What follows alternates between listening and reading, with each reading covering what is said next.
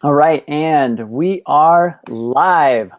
Welcome, DoorGrow hackers, to the DoorGrow Show. If you are a property management entrepreneur that wants to add doors, make a difference, increase revenue, help others, impact lives, and you are interested in growing your business and life, and you're open to doing things a bit differently, then you are a DoorGrow hacker.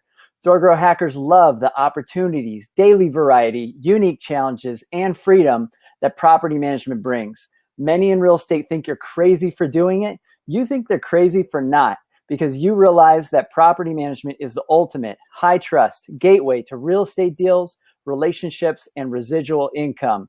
At DoorGrow, we are on a mission to transform property management businesses and their owners. We want to transform the industry, eliminate the BS, build change perception, expand the market, and help the best property managers win. I'm your host, property management growth hacker Jason Hull, the founder of Open Potion, Gather Kudos, Thunder Local, and of course, DoorGrow. Now let's get into the show. So I am here today hanging out with John Bradford, the man, the myth, the legend, and he's going to be sharing with us petscreening.com. So John, welcome to the show. Thank you, Jason. Great to be here. And John, getting into this, I would love to hear about how you decided to become the pet guy. I saw your email signature. I loved it. And it says, what does it say? Wolf regards. Wolf regards. Yes. Wolf regards. That's right. Pet lover. And yes. So you're all on board with pets. I've got my two dogs sitting here next to my backpack on the floor. Look at that. Snuggling with each other. I love it. So tell me, how did you decide to get into doing this pet screening idea? Yeah, so great question. So I have sort of two unique sort of skill sets that I combine to really work on this particular endeavor. First, I am a property manager. I started a property management company over 10 years ago. We manage, like 1,500 single-family residential properties in the Southeast. We're headquartered out of the Charlotte area. That company actually runs pretty much without me. I have two executives and a great team that run the company.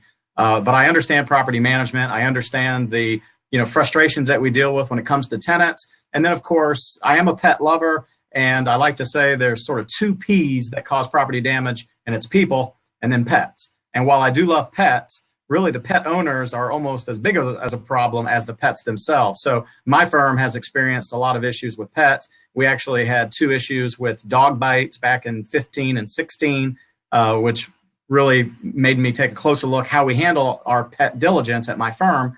And then we're seeing a lot of assistance animals, and I'm going to do the quotation marks because while there is a huge population of people that really have disabilities and they need assistance animals, there's a fair number of individuals that are trying to use that to sort of circumvent the policies of property management firms and apartment communities across the country just so they can have their dog without paying a pet fee, a pet deposit, pet rent, or perhaps to even have like a guard dog breed. So I know property management. The other skill set that I have is I'm a North Carolina lawmaker. I serve in the North Carolina House of Representatives.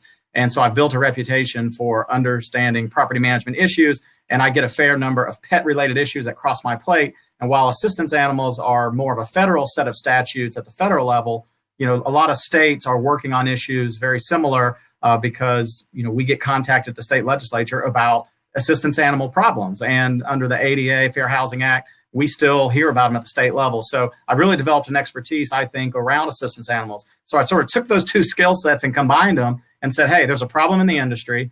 As a state lawmaker and a legislator, I feel like I understand it very well. So I came up with this idea of pet screening, and here we are. And we're having a lot of fun. It's really been a big success so far. So there's nothing more entrepreneurial than us seeing a problem and then going, I could solve that problem, and Absolutely. we could probably make money solving that problem. Whereas most of the rest of the world sees a problem and they're like, how can we just avoid dealing with this problem? Right. Well, all my life I've been an idea guy. I think the difference between me and a lot of people is I actually try my ideas, and trust me, many have failed. I could have a whole comedy session on ideas that I've tried that have not worked. But, I think real entrepreneurs, they keep trying, they fall down, they stand up, they brush themselves off, and they do it again. And pet screening, I mean, it's really a win-win-win. We'll talk more about it, but there's really no downside, quite frankly, which is why I think we're having such success, because from single family to multifamily, to student housing, to retirement housing, vacation rentals. Everybody deals with pets and assistance animals. And so those are potential clients of ours. Yeah, so I attended the NARPM Broker Owner Conference a few years ago, a couple of years ago, as just a fly on the wall with my father, who was kind of just starting his property management business, because I wanted to see what went on there. And it was pretty calm. Like it probably felt similar to like a librarian convention. Like it was pretty placid, calm. But then they had this open discussion about service animals, and man, all of a sudden you saw property managers come on fire, like get alive. And it was a heated discussion.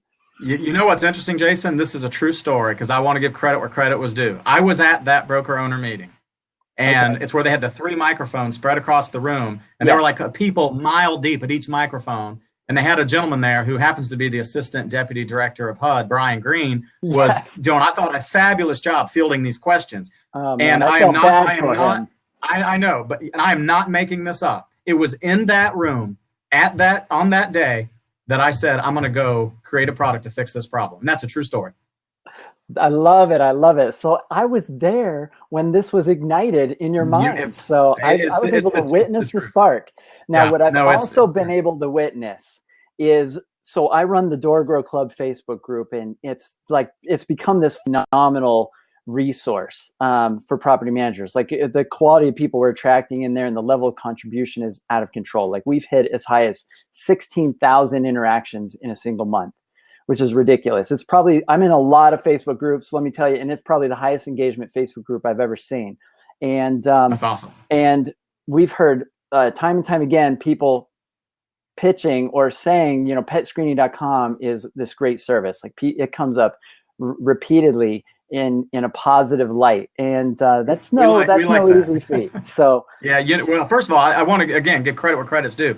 Thank you for putting together that forum. I am actually a member of your group, and I see a lot of very healthy, spirited dialogue, and I think it's fabulous. I mean, I think on New Year, I said Happy New Year, and I called you out by saying thank you for putting together a group where people can actually come, and we call it experience share. They're sharing their experiences, and they're not holding any punches, and it makes it authentic. It makes it real. I think that's what people crave right now, is they don't want to spend, they don't want a sales job, and so congratulations on your success with it. Yeah, absolutely. I appreciate that. Yeah, sure. Yeah, so petscreening.com. So tell us, I'm really curious about how you went about getting this started, because getting things started can be kind of painful, and some people are nervous about being the early adopters. And so how have you made this work so well? Well, obviously, I kind of explained my 2 skill sets. I told you how this idea popped in my head, where I was. We were, in fact, I guess, in the same room because the environment you described, I was there. I had a vision to really do 3 things. One, because I am in property management and I have so many friends who are in the property management space, we all face liabilities. And as our companies grow, we're sort of big targets for claims against us, lawsuits, et cetera. So I really wanted to develop a service offering that would reduce the liability for the property management firm and also reduce the liability for our clients. And obviously, in the world that I live in, our clients are the owners of these properties. So that was number 1 to my vision. Number 2 is I didn't want it to cost a single penny. I didn't want the property management firm or the owner of the property to have to pay a penny for the service, which is really hard to do, but that was one thing I wanted. And the last thing, because I'm an entrepreneur, I love money. Many people who know me and I give presentations, I'll start off by saying, hey, I love money. I'm not afraid to say it either. I'm not a greedy guy, but I love money. And I think a lot of people feel that way, but they're scared to say it. And one thing I wanted to do is I wanted to, there you go. There you go. And I wanted a product that could generate not just more revenue, but I use the word substantial. I wanted a product that could drive substantial new revenue streams around pets, because I felt like a lot of firms, and again, I'm picking on my own firm, we've been in business over 10 years, and we've had the same dang pet policy where it's just X amount of dollars per pet. And I said, there's got to be a better way. So I wanted to drive a substantial new revenue stream. So those are my 3 goals. And of course, being a software product, I hired a software development company. This is not my first foray into software. I used to sell software at IBM Corporation for a little over 10 years, or right at 10 years. So I do have some familiarity with software. And we just went and built a mighty team. We used attorneys to help us. We talked to veterinarian consultants. I've talked to legislators like myself, lawmakers. I've even had conversations with HUD in DC just about the topic. And we basically made a whiteboard. We made a strategy, and we went and developed it. It took us 6 or 7 months to develop it and test it. And then we rolled it out in 2017 at the beginning of the second quarter. We beta tested it with just my company. And once we got some, I'd say, user experience issues worked out, then I rolled it out to a select group of customers who I know very well and just said, hey, if there's a product that did this, would you want it? And they were all like, absolutely, of course I would. So I explained, well, guess what? I've created something that does that. And they tried it, and they have been some of my biggest testimonials. And now we have literally, Jason, hundreds of firms that have registered for our product across all spaces, and we're getting ready to launch into Canada. We actually have a big firm in Canada, so we're working through some treasury issues. But I mean, a pet's a pet, right? A dog's a dog, a cat's a cat. Doesn't matter if they're Canadian or from the U.S., right? They all can tear up a property, or they all can be good boys, good girls. Yeah, absolutely. So this is a really well thought out, well tested. And you've got some real and raw feedback from people that you trust, information. Right. So you put this together. So so explain what it is now to us, and and then we can get in like the benefits of using this and how it protects them. So you had these 3 things. You said mitigate liability, make it free, and make sure there's a substantial additional revenue coming in as a result of this. And so, so let's talk about how it does this. Okay, so let's take the free thing. First of all, we generate our revenue off of an application fee that is paid by the pet owner. If it's an assistance animal, it's $0. It's $0 to the assistance animal owner, and of course, it doesn't cost the property management firm a nickel either. So assistance animal applications are always $0. But if it's a pet, a household pet, so just like your dogs you just showed us a few minutes ago, there's an application fee of $20 if it's the first pet, and if they have an additional pet, we charge $15 for any additional pet. That's where we make our revenue. But there's a win for the pet owner because, and we'll talk about that a little more in your show, because they actually get a real tool that they can use with their pet for other facets of their life. So they're actually getting something. But first of all, it's free for the property manager. That's where we make our revenue. We do a revenue share with the property management firm. So for every application fee that we collect that's generated from a particular management company, we actually give a revenue share from each application back to the firm. So not only, Jason, is it free, but we actually pay a rebate per application, and we pay it at the end of every quarter. And so that, to me, is what I call office fund money. And that's not the substantial revenue that I'm talking about. That's just fund money to take your office staff out to a bowling party or something like that. So it's free, and we're going to give you a rebate. All right. So the tool, there's 2 things. We have pets and assistance animals. Let's talk about pets first. When someone comes to the tool, they're going to have a dog, a cat. We have birds. I mean, we take all kinds of pets. I would tell you 99.5% of the applicants are dogs or cats. And we basically provide every firm a unique pet screening link. So your firm, Jason, I know you don't do property management. Let's say you did. You would have a unique link that's separate from another firm, And the reason they all have their own pet screening links is because they give their link to their customers. And when they click that link, it takes them to pet screening. And that's the way we track where the applications go back to. All right. So every firm gets their own unique link. So once a firm has their link, they give it to anyone that says they have a pet or an assistance animal. It's the same link for everything. And when the applicant clicks on it, of course, they go to pet screening, even though it's being tracked back to the firm that referred them. And they will just start filling out the application. And what's really unique about our product is, we collect the obvious things. We collect, the name of the pet, what kind of pet is it, what's the breed. We get photos. We ask for vaccination. Well, first of all, we just ask if the pet is vaccinated. Then we get vaccination records, such as documents and the details. We're asking if the animals are spayed or neutered, if they're clawed or declawed or have nail caps. So we ask very, common sense questions on the animal itself or the pet itself. But we're still going much deeper than most property management firms are just doing already.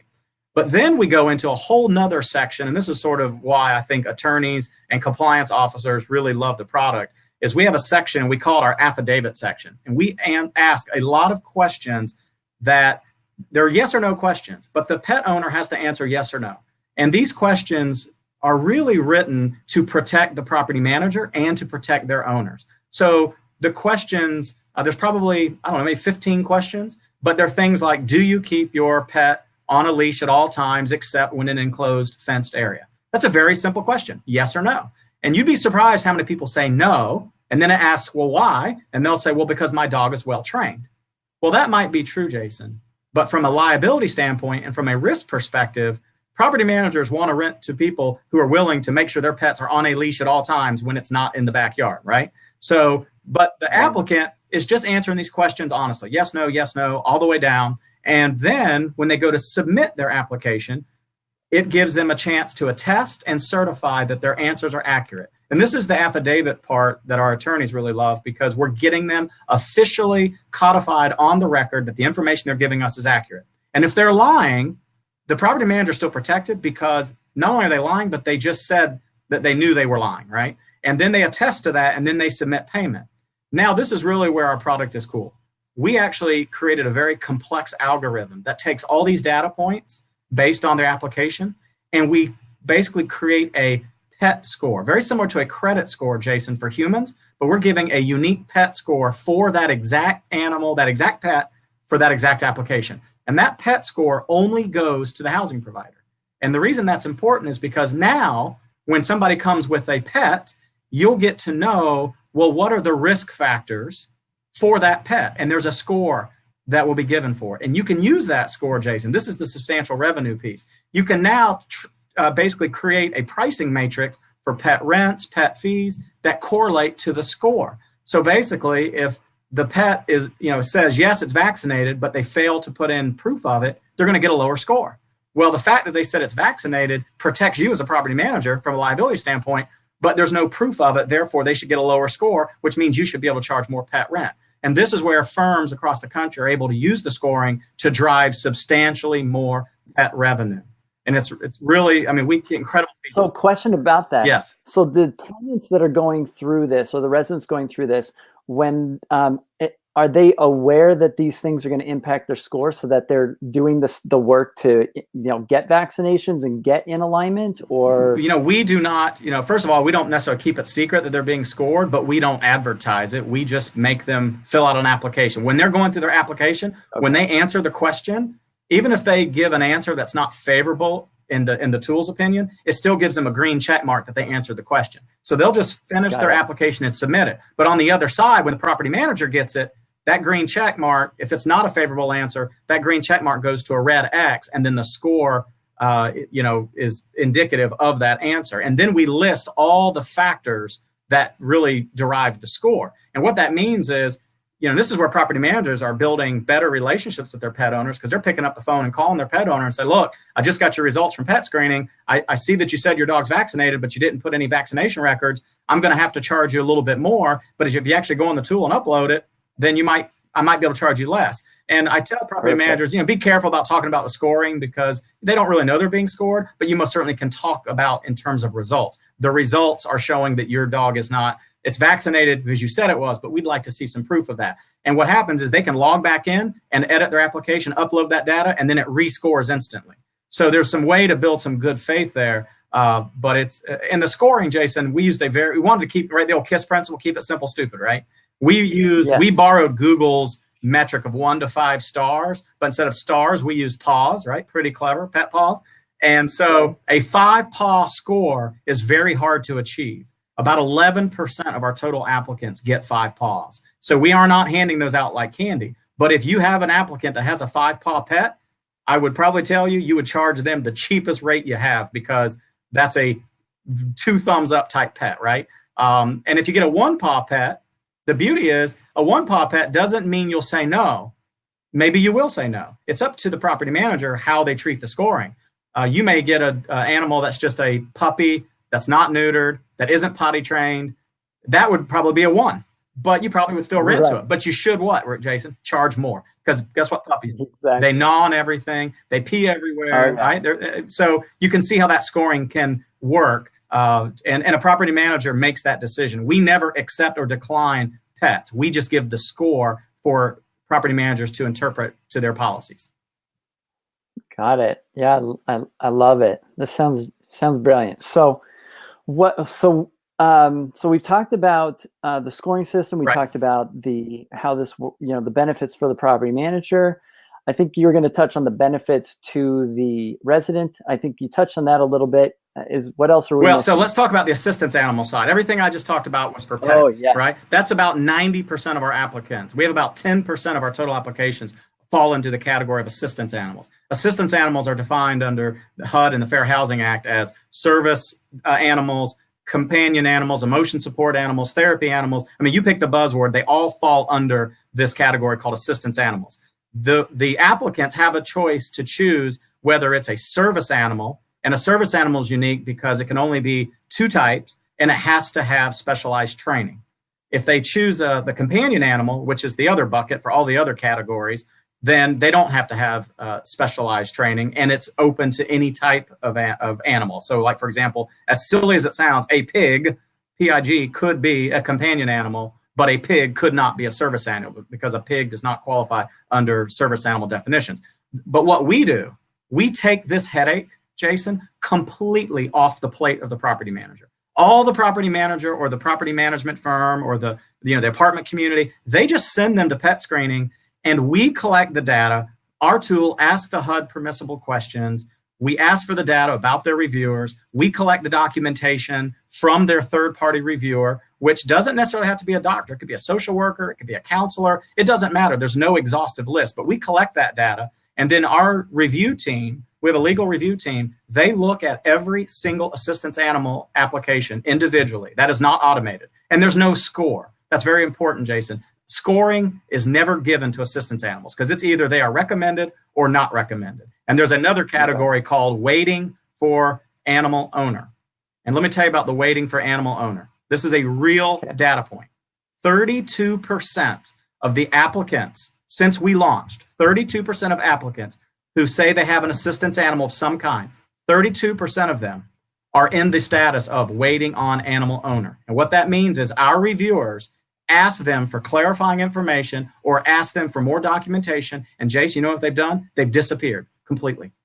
So that's almost 1 in 3. So what does that tell you? That tells you that it's filtering. It's totally filtering, right? It's like the Waze app. If you travel with Waze and you get a user that reports a cop 2 miles up the road, what are you going to do? You're going to slow down, right? Well, these users are coming to the tool and our reviewers are asking for more information and they don't know what to do because perhaps, maybe, we don't accuse anyone, but maybe it's not exactly an assistance animal and they don't want to spend any more time on it and they go somewhere else. So we are, I like to say we are really disrupting the industry and we're doing it. I mean, I have assistance animal owners that are coming to us going, we love this product because we feel like you're actually weeding out the people that shouldn't have them. So it's pretty neat. Yeah. So it's brilliant. And so what are typically the legal ramifications if they went through the process, but they lied to get their animal approved as a service animal? Well, so, obviously what we do is we collect the data and we collect the documentation. And then our legal review team, they work to validate. There's this thing called test of reasonableness. So we are looking, is the documentation reasonable? When was the document issued? Who is the provider? And we will, research the provider, even make phone calls to see if that clinic really exists, to see if that PA really did issue the letter. We get a lot of military issued letters. So we're doing the diligence so that property managers and apartment communities and, all these, housing providers don't have to. And really the legal ramifications are if they lie, there's really no recourse. There's a whole movement going on in different states that are putting fraud statutes in place. But a lot of it is more on the ADA side, Jason, and ADA is more on public accommodations. I'm not seeing a lot of statutes that really talk about fair housing. So, I do think that people know that this is being taken advantage of, but understand this is a legislative issue. HUD is doing the best they can. HUD is an agency. They interpret policy. Jason, they don't make policy. But basically they're doing the best they can. And, I've talked to HUD and HUD is waiting for everything to be adjudicated. Well, there's not a single person, Jason, that's going to raise their hand and say, I want to be the guy that's in the courtroom trying to figure this out. So instead, they can rely on our firm and we are working within the guidelines. And as a state lawmaker, as you can imagine, I take this very seriously and, we're excited about it. And When I tell you we have customers raving, I'm not exaggerating. We have, I think just this week alone, we have 2 applications that came through as assistance animals, and they came back and said, you know what, I'm going to convert it to a pet. So now they're going to convert it to a pet. They're going to pay the pet fee. And now that housing provider can actually charge them pet rent. How awesome is that? And make money. Absolutely. Love it. Absolutely. So we talked about the financial gain. We talked about decreasing the liability. What I'm also hearing, we haven't mentioned, is this sounds like an incredible time saver, because people, a lot of times they look at something like this and they think, well, maybe I could do with that all myself. Sure. And there's the time factor, and time costs money. You're paying your staff, or your time could be focused on better things. So do you have any idea of how much time this is typically saving property managers? Well, I can only use my firm as an example, and I'd say probably more than the time factor is just the liability factor. I mean, time is important, but let me tell you something. Property managers are not fair housing experts. They're scared to say the wrong thing. Imagine someone getting on the phone trying to answer questions, and then someone says, well, you can't ask that. I mean, a property manager is going to look like deer in headlights and not know if they can ask that question or not ask that question. The beauty is they don't have to worry about that anymore. They just send them to our product and we do it. And of course, in order to get this service, you have to give us all your pet business, because we don't make a nickel. In fact, we lose money offering this service, but we know that as a bundle, helping property managers with their pet diligence and giving them that scoring so they can make more, combined with helping them with their assistance animals, as a package. So we are basically taking over firms' complete pet business, and we're getting more diligence than a property management firm has ever done. Some of our questions, I mean, if you go through the question set, Jason, we're asking things that I promise you property managers have never even thought of asking. And every question was built to protect the property manager and their owners. And what's really cool, this is really important, because we have created the first nationwide database where property managers can actually report pet damage. So let me give you an example. If you have a pet that moved into a property and you have a pet profile on them, and a year later, let's say it's a cat, they move out, and you do your walkout or your move out inspection, and the place smells like cat urine, which is bad. You're going to have to replace the pad, maybe even the subfloor, depending how bad it is, and carpet. That's an expensive venture, right?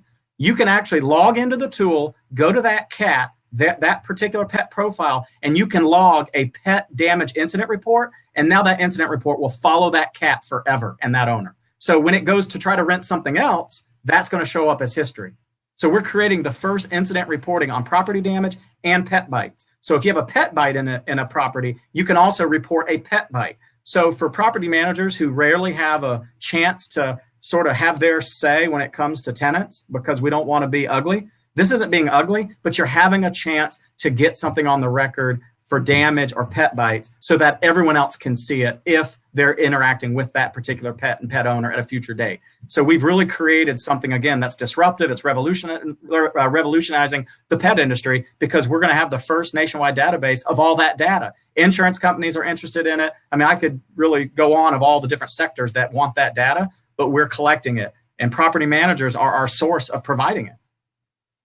And so this is protecting property managers. So now the tenant, if say they're applying to multiple properties and they have one pet, how many times do they have to fill out the application? Yeah, great question. So let's talk about the pet owner. They win. Yes, they got to pay $20 or $15, but let me tell you what they get out of it. First of all, this is portable. This is not like when you go to a property management firm or an apartment community and you make a credit application. If you don't get the property or it rents before you could finish your application, I hate to say it, but you've already wasted your application fee. You can't port that across the street to the other firm, right? Well, the beauty is if they go to one firm and apply and they ask them to go to pet screening and do a pet profile, if they don't get that property and they go to the apartment community across the street, the pet owner can share the pet profile or profiles if they have multiple pets. They can share it with the next apartment community and not have to pay anything again. So that allows them to use it in different ways. And think about all responsible pet owners. I'll pick on my family. We like to go camping. So I have a pet profile on my dog, and campgrounds are pet friendly, but they're wanting to see copies of rabies certificates. Well, now a pet owner who has a pet profile can log into the tool and can forward their pet profile with the click of a button and putting in an email address, and the entire pet profile will go to that dog groomer, that dog walker, that campground, that vacation rental owner. And now they have that dog or cat's information at their fingertips, minus the scoring. The scoring is only for housing providers. So that's very important. The scoring will never go anywhere else. But for everything else, pictures, shot records, microchip, etc., that can be forwarded by the pet owner. And that's very powerful because responsible pet owners have a neat dashboard to manage their entire pet, and they get it for the $20 or $15. And at the end of the year, they need to renew it. And this is important.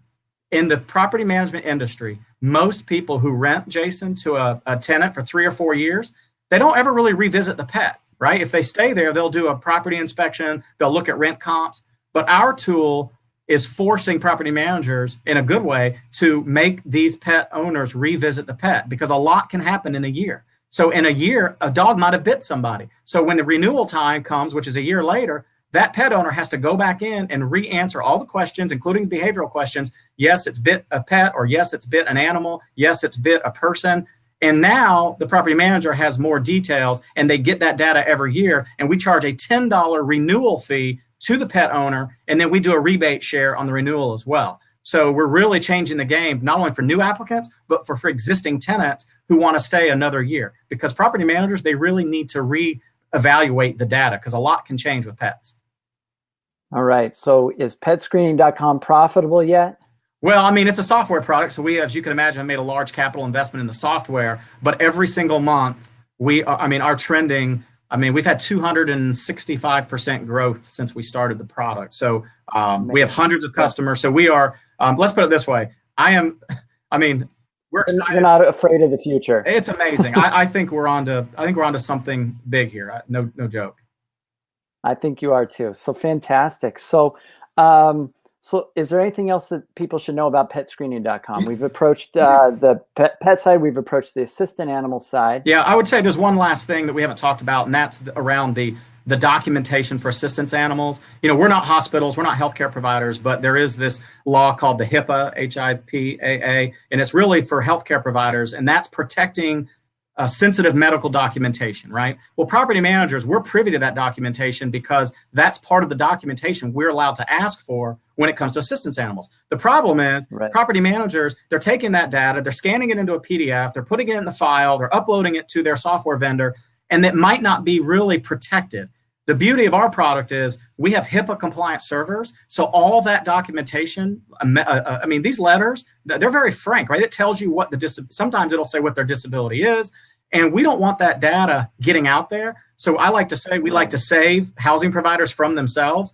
That data stays in our tool, and the only people that can access it at a firm are the admins of a firm. So an admin of a firm can basically not give access to all their property managers because there's really no reason for a property manager to look at one's medical records. So we've really thought this product out and how to protect property managers from themselves when it comes to dealing with sensitive documentation. So in summary, Jason, right? It's a free product. We give you a link that you just basically, it takes 2 minutes to sign up. You use that once you get your instant pet screening link, that's for your company. You put that on your application process, you put it on your website, you make sure anyone with a pet or an assistance animal uses it. And then you'll be notified when one comes through. You'll have the scoring. You can charge more if you want to. You don't have to if you don't want to. It's up to you. We do your assistance animal validation for you, takes that off your plate, and we pay you a rebate. I mean, there's really no downside. I hear all the time, this is too good to be true, but we really have a tool here that's a win for the pet owner, a win for the property manager, a win for the property owner. And we're excited to have it. I love it. Love it. Thank you. So to check this out, how do people find it? It seems pretty obvious, but I'll let you say it. Yeah. So obviously, I want to make sure that we help all of your listeners. So we have two ways. I've already sent you a link that you can put on, for all your users. You can share the link that I've created for you. So that way I can make sure that we're going to offer, there's really not a lot of integration that needs to be done, but I'm willing to pay for and it won't take more than an hour. So I'll pay for the hour. It's about $300 and I'll pay for it because it's not me doing it. I actually hire a company to do this. If they need integration help, I've got the guy who'll do it and I will pay the bill, and I'll do that for all of your users. In order to get that though, they need to come through the link that I sent you because that's the only way I know to give them that special, if you will. And I'm happy to do that. I appreciate that. And absolutely, and I don't mind doing it. And I don't mind spending the $300 because we want it to be done right. But I'll tell you, not many people need the help. This is not hard to do. You get the link, you put it on your website, you put it in your application. But if they need the help, we're happy to help. And so they'll go to the link, and I think you might have just posted it. And once they click on that link, they register. And They can send an email to info at petscreening.com if they want to, to have a one-on-one call. Our customer service is through the roof. I mean, we pride ourselves on helping property managers and even pet applicants. So we have, like I said, that's very important to me. One of my CTO says, John, what's better than an excellent product? Excellent customer service. That's even better than an excellent product. So I sort of take that to heart. So we're here to help anyway. Email us, click on the link. We'll make it easy. Awesome. We've got the link below here. For those listening to this later, the link will be on whatever pages we post this on. And Awesome. yeah, it sounds like an awesome, win-win-win all the way around. Absolutely. For all parties involved. And I like I said before, we've heard nothing but positive feedback. So John, I appreciate you coming on the show. Absolutely. It's always exciting for me to connect and Thank you. Communicate with other entrepreneurs Yes. that are probably as crazy as I am. And I appreciate you for coming out. Absolutely. Hey, Happy New Year to you and all your listeners. And thanks for all that you do and leadership in our industry. It's much appreciated. Likewise. Okay. Thanks, John. John. All right. Thank you, guys. See ya. You bet. Bye-bye.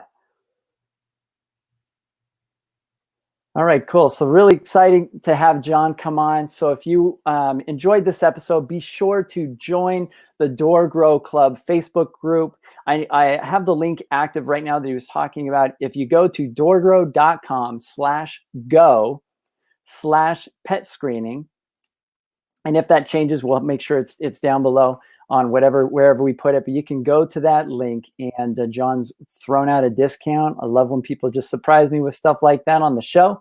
And make sure you also get into our DoorGrow Club. We have links to that and other excellent vendors in a document in our Facebook group for DoorGrow Club. You can go to doorgrowclub.com. That community is only for property management business owners, the entrepreneurs. You have to apply to get into it. It is free. But we do want to keep that community tight-knit and close and hyper-relevant. And so it's not for your staff, it's not for your team members, but it is for you, the business owner, so that you can connect with like-minded entrepreneurs. And in the file section of that Facebook group, we do have a document there of vendors and tools, and you can go through that. It's a list, an open source sort of a project where we've been building out all the best tools and vendors, and pet screening is absolutely on the list. So check that out. And I'm Jason Hull with DoorGrow, and we'll throw out, we're going to be launching a conference and doing some other cool stuff in the future. So make sure you are in the DoorGrow Club, paying attention to the cool stuff that we're doing. And we will talk to you guys soon.